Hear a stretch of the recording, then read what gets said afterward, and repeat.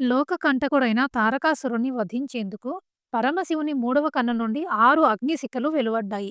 ఆ ప్రచండమైన అగ్నిశిఖల నుండి వచ్చే వేడిని తట్టుకోలేక దేవతలతో పాటు పార్వతీదేవి కూడా భయపడి, అమ్మవారు అలా వేగంగా పరిగెత్తుతున్న సమయంలో ఆ వేగానికి ఆమె పాదాలకు ఉన్న అందెలలోని 9 రత్నాలు విడిపోయి నేల మీద పడ్డాయి. అవే నవరత్నాలు. ఆ సమయంలో శివుని నుండి వెలువడిన తేజో కిరణాలు ఆ రత్నాలపై పడగానే ఆ 9 రత్నాల నుండి 9 మంది దివ్య సుందరీమణులు ఉద్భవించారు. వారే మాణిక్యవల్లి, ముత్యవల్లి, పుష్పవల్లి, ప్రవాళవల్లి, గోమేధికవల్లి, వజ్రవల్లి, వైడూర్యవల్లి, నీలవల్లి, మరకతవల్లి.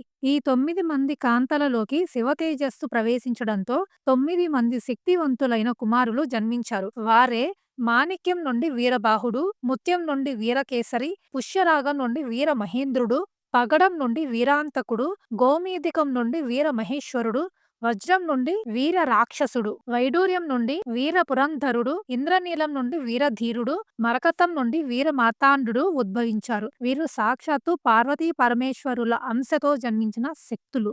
వీరికంటే ముందు శరవణ భవములో 6 ముఖాలతో జన్మించిన కుమారస్వామికి వీరు సోదరులయ్యారు. ఈ నవవీరులు జన్మించిన ప్రధాన ఉద్దేశం కుమారస్వామికి అండగా నిలవడం. సుబ్రహ్మణ్య స్వామి దేవసేనాధిపతిగా బాధ్యతలు స్వీకరించినప్పుడు ఈ 9 మంది ఆయన సైన్యానికి సేనాధిపతులుగా బాధ్యతలు స్వీకరించారు. వీరిలో అగ్రగణ్యుడైన వీరబాహుడు తన అద్భుత శక్తితో సముద్రాన్ని లంఘించి సూరపద్ముని కొలువులో రాయబారం నడిపాడు. యుద్ధ రంగంలో ఈ నవవీరులు చూపించిన పరాక్రమం వర్ణనాతీతం.